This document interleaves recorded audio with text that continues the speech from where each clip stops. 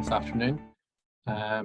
So yeah, I just thought to start off with a simple overview of what we want to cover in this webinar. So I'll do a quick recap on what is Elixir. So Peter had already done a webinar really giving a better overview, so go back and watch that if you're interested, but I'll do a couple of slides on that. I'll mention where the Hub tech team fit in, and then I'll introduce the data platform, of which I'm program manager, and then discuss the work plan for the last couple of years and do some what I call mini seminars, just a couple of slides each, some of the activities going on within the data platform, and then also then cover the data platform's work plan for the new program in 2024-28. So Elixir, what is Elixir? For those of you who aren't familiar, it's an intergovernmental organization, and it brings together life science resources, such as databases, software tools, etc. And really it's to try and coordinate the bioinformatics resources from across Europe as a single infrastructure. So there's a lot of people involved, a lot of networks, a lot of systems, a lot of complexity. So really trying to make sure we're all working in a coordinated fashion. In terms of the structure at Elixir, this is predominantly operates through things called platforms and communities. So today I'll be covering the data platform in particular, but we have 5 platforms and a number of communities. And that's the sort of general structure where we have platforms for organized activities and communities for the interest in areas and technical areas. So where does the tech team fit into all of this? So the technical team, really, we oversee the operation and development of the Elixir services at the European level. So we act as an interface as well between what are called the nodes, each of the member countries, and any international activities. And we also provide technical coordination and support. And we're co-located at EMBL EBI in Hingston in the UK, but we do not run the Elixir services directly. So our role is primarily as a coordinating activity, with all of the Elixir services being run by nodes and clusters of nodes. So I mentioned platforms being one of the structures within Elixir where we get things done. And these really are to bring together experts from each of the Elixir nodes across the member states. And coordinate activities, defined activities in technical areas. So we have compute, data, tools, interoperability, and training. And I believe the other webinars except interoperability have already happened, as David mentioned earlier, and the recordings for those are available, so if people are interested. But today in particular, I'll be focusing on data. So this is about the data platform really is trying to reuse, and increase the value of life science data. So the data platform, so it has 3 main missions. So having sustainably funded core data resources. So really trying to come up with sensible ways of having these resources, running these resources and so on. A coordinated ecosystem, so making sure we're getting the maximum value of those resources that we have and that we're not duplicating effort and that everything is streamlined as much as possible. And then also supporting the European research community. So working with all of you and interested parties across Europe to really address issues and challenges that the data community and life sciences face. In terms of leadership, so we have some of the ExCo on the call today, but we have Ulrike Wittig from Elixir Germany, Patrick Rusch from Elixir Switzerland, and Silvia Tosato from Elixir Italy. And then myself as program manager here at the Hub, and also Gavin Farrell as the platform officer at the Elixir Hub as well. So I'll just give a brief overview as a list of the tasks within the data platform in the current program, but I'll not dwell too long on these, and we'll get into some examples. So task 1 is community and data management, network engagement. So this is really about connecting the people, the communities, identifying sustainability frameworks and monitoring engagement with those communities. So really trying to make sure that the people who this matters to are the ones who are involved. Task 2 is around data integration. So integrating the long tail of data into fair databases. So we all know there's a lot of data out there that's stored somewhere, but not really integrated properly. And then aggregating databases and registries is also one of the other functions in that task. For task 3, it's around scalable curation. So how do we normalize these lesser studied entities?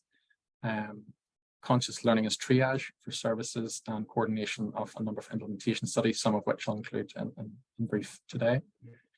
And then task 4 is around the administration support for the core data resources, deposition databases, and community data resources, which I also have a few slides on as well.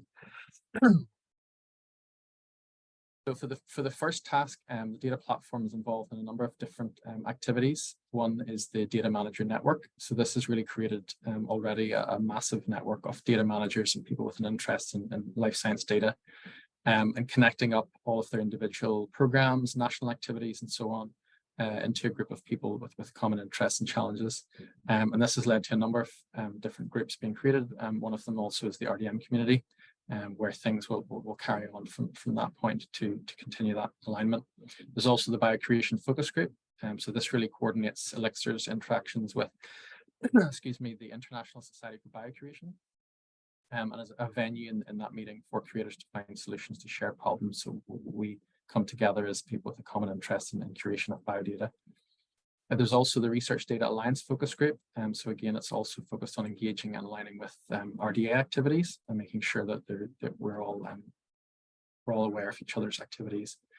And then also the Biodiversity Focus Group. So that initially was around needs and literature data management that are unique to biodiversity community. And this has now also become a biodiversity community as well. So in terms of thinking about some of the work the data platform does, you can be considered as sort of two areas in this is extraction, integration, and creation of data. So we have numbers of the full text, supplemental materials, abstracts, text, different file formats, input formats, images. So really many different steps can be involved in terms of optimizing text, linguistic processing, NER, NLP, and so on, relation extraction, output models. So all of this then data can be actually seen, found, and reused to actually generate new insights. And then also then models around the text itself as well. So things like annotations and created annotations or automated annotating of papers and data as well, to try and make more of these things fairer and more machine actionable. And then the third aspect really is around curation. So the manual effort at all of these steps, both input, during, and afterwards, in terms of looking at papers, extracting information, and checking the information that's automatically generated is valid as well, is a huge part of the work that goes on. So I'll now dive into some examples of some of the particular projects that we're working on. So one is with the Swiss Institute of Bioinformatics. So Patrick Roosh is one of the excos of the data platform. So their team have been looking into actually understanding the scale of the issue of supplemental data. So after assessing millions of PubMed Central articles, they find that images, particularly JPEG, GIF, TIFF, etc., make up about 84% of supplemental data. So these image files are not typically accessible for data mining.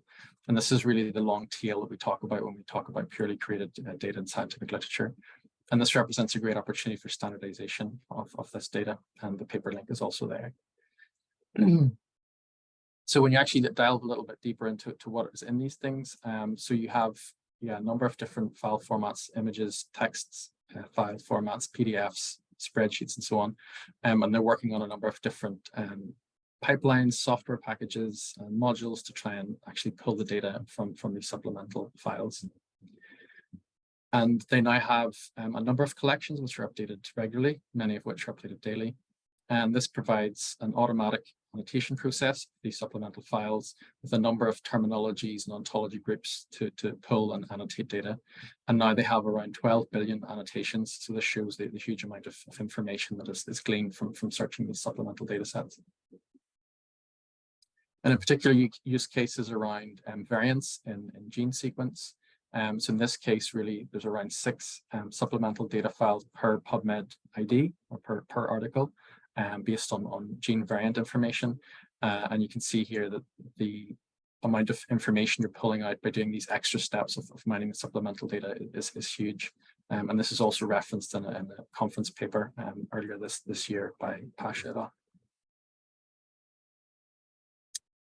Within the data platform, there are also a number of implementation studies. So these packages of work, there's one on credit attribution, creation of lipid pathways, integrating epitranscriptomic data, creation of transcription factor interactions, and then also extraction of genetic and phenotypic data. So I'll just delve into these in a little bit more detail, just a few slides each to give you some examples. So the first one is around creation of lipid pathways by domain experts. So this involved a number of groups, in particular lipid maps, wiki pathways, and EpiLipidNet. And really what the goal here is to create a high quality and biochemical knowledge whether it's reactions, enzymes, or genes on lipid metabolism. And this is working with lipid experts worldwide. There are 3 main work packages depending on areas of metabolism. But I'll just give you an example on the sphingolipid metabolism. So in this particular work package, the idea is to convert SphingoMap, which are a series of image files, into a wiki pathway, so turning the static PDF JPEG data into clickable, interoperable machine-readable pathway representation. And then also one of the other things of being part of the Elixir in these sorts of discussions is it can raise questions that apply more broadly. In this example, one of the issues is how hypothetical reactions, which exist within SphingoMap, could be included in wiki pathways. So there's this learning activity between resources as well in terms of common challenges. So what that means in practice is really turning papers from sort of the pre-internet era into actual pathways. So turning these images, graphs, and outputs from various different publications into graphs and plots and pathways such as those on the right. This is good from a visual perspective, but it also adds an extra layer, and putting this effort into to create is that it also allows interoperability between other formats.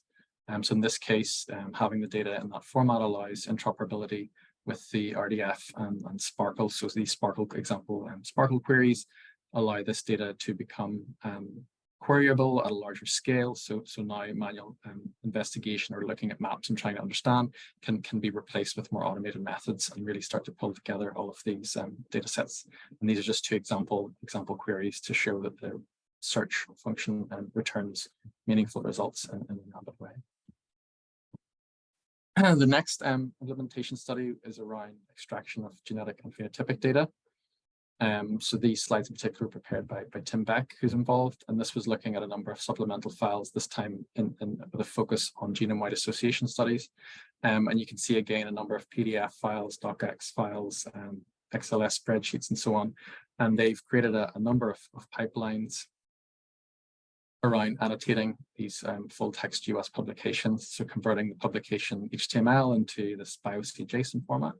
Then processing these full text files also with AutoCorpus, a tool that they're in the process of building. And then having a way to automatically annotate this once the data are converted into a suitable format. So having a tagger which will actually identify GWAS related information in those studies. And then ultimately expert evaluation. So again, you have that very manual process of double checking that the data you include or you glean from publications is indeed correct. And so this is a process that's a very important step in terms of making sure that the data shared is correct. And what this ultimately looks like once the publications go through this pipeline is you have something like this. So they're using like the Team TAT interface. So once they've passed these data sets or these papers and converted them into data sets, you end up with on the right-hand side a list of variants and then their direct annotation in the actual publication itself, so you can quickly cross-reference, find variants of interest or genes of interest, and then map back to where in the publication they're referenced, so you can start to get a handle on genetic phenotype interactions. And then one of the other studies within the data platform is around integrating epitranscriptomic data into the Elixir ecosystem. So this is the RNA editing study with Ernesto Picardi and the Italian node. And this is really a project to try and incorporate the READY portal, which is an atlas of A to I RNA editing events, into an accurate resource. So trying to connect this resource, which is very useful, but integrate it better with a number of existing Elixir resources, for example, Ensembl, UniProt, RNA Central, and Pride. And many of these work packages are already complete, and there are connections now active between READY portal and some of these other resources. So as I mentioned before, all of this automation is wonderful and it's pulling out data, but there's also a large amount of effort at all stages, both in terms of development and manual creation at the end. And this is where the Apicuron system comes in. So this project is really an effort acknowledgement system. It's a way to accredit the effort of those creators, many of whom are doing this through them volunteering their own time to track what's going on in the data. And how Apicuron works is that an organization, so it could be a database or a curated knowledge base, relies on contributions from curators to manually curate data. They can define their own contribution events, so what counts as a contribution. They can submit reports for users, so if a particular user curates a number of papers or a number of data sets, this is submitted, and then Epicurion will analyze the data and then calculate the achievements, and then generate some nice dashboard metrics as well. So this allows the efforts of the curators to actually be tracked and recorded and made publicly available as well to record their efforts there.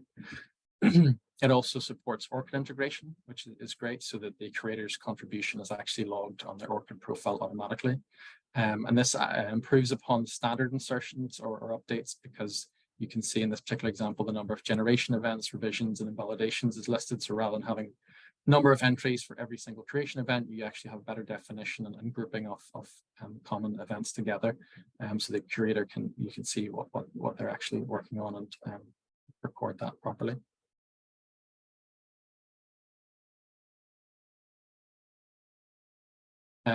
So yes, so that brings us to the core data resources and Elixir deposition databases and community data resources. So for those of you not familiar, so the Elixir core data resources are a portfolio of world-leading data resources and deposition databases with a published selection process. So this is really trying to track those resources that really meet a very high standard for a number of different metrics. And then also within this task, the data platform has been working to align with the Global Biodata Coalition, which has a similar remit and is based on much of the work that the core data resource effort has done, but at a broader level, so on a global level rather than Elixir or European centric. And then also then the core data resource forum creates a great community around those operating the Elixir CDR portfolio. And if any of attendees are available, there will also be present, many of them, at the ISMB meeting in July in Lyon as well. And this is a great opportunity to learn both what the core data resources are doing, but also to present challenges and discuss issues in running this data. So what are the core data resources? So there's something that's of fundamental importance. So a resource has to be something that's applicable widely and of wide usage, and represents a complete collection of generic value, or is an authority in their field and shows high levels of usage, and really that provides long-term preservation of data. So in this case, it's something that is really seen by the community, life science community, as it's very important. And then in terms of data that we class as core data resources, this spans for the range of biological data from genes, genomes, all the way up to full systems biology. So anything within the life science domain that's of importance is included. And generally speaking, they're categorized within one of 7 scientific domains, and from chemical biology, genes, genomes, and literature as well is also included within that. And then the indicators for the core data resources. So there are 5 areas where we assess each of the core data resources around scientific focus, community, quality of service, legal and funding infrastructure, but also impact and translational stories. So in terms of scientific focus and quality, there are some efforts there to try and understand the resources has a clear remit, and also then that the community are actively engaged with it. But also with points 4 and 5, we're looking for those resources that have a clear infrastructure and governance and funding behind them. So it's not something that we worry will be here today and gone tomorrow. So we're trying to get a handle on sustainability there, and also that it has an impact. So these are resources that are actually benefiting the community and data research, life science research in general. And then there are also the Elixir deposition databases. So these are recommended repositories of experimental data. So the core data resources don't necessarily have to be deposition databases, and vice versa. They can also be knowledge bases. So for example, ArrayExpress is a deposition database, but also a core data resource, whereas some of the others are deposition databases, but not core data resources. And this really provides guidance for people wanting to submit their data or deposit their data, and where the appropriate places are, where places they can submit that have been assessed in terms of their suitability. And then which are the databases? So here's just sort of an example slide. It's not exhaustive in terms of the different resources many of you may already be familiar with. So we have a number of different core data resources there. And then with that, I'll just mention that the work package plans. So for the new data platform project for the next round starting in 2024, there are really four main tasks here that we're working we're planning to work on is around brokering contributions to Elixir data resources. So this is trying to understand and improve both the existing processes, but also try to think of new ones around brokering both data between data resources, but also between those generating the data or wishing to retrieve and access and query data as well. And one around credit attributions. I already mentioned that the Apicuron tool is a way of trying to standardize attribution for all of the work of curation, but also wants to spread this out a little further and try to better attribute contribution to data resources, both curation, submission, and reuse, and so on. So we're trying to branch out further. And then also to expand on the scalable curation work. So really take some of the tools that I demonstrated today and take them sort of to the next stage of more broad applicability within life science. And then the last but not least is shaping the landscape of core and community biological databases. So I already mentioned the core data resources and their various indicators and criteria for scoring. But really trying to think about which parts of those are universal and which can be applied initially and in what order, trying to really professionalize other resources that perhaps aren't at the same scale or funding and resources as the core data resources would be. And then just finish off by mentioning the people. So the data platform is made up of people primarily. So you can reach out to the Exco and myself with Hub Support at this email address. And please have a look at the report from the face-to-face meeting last year.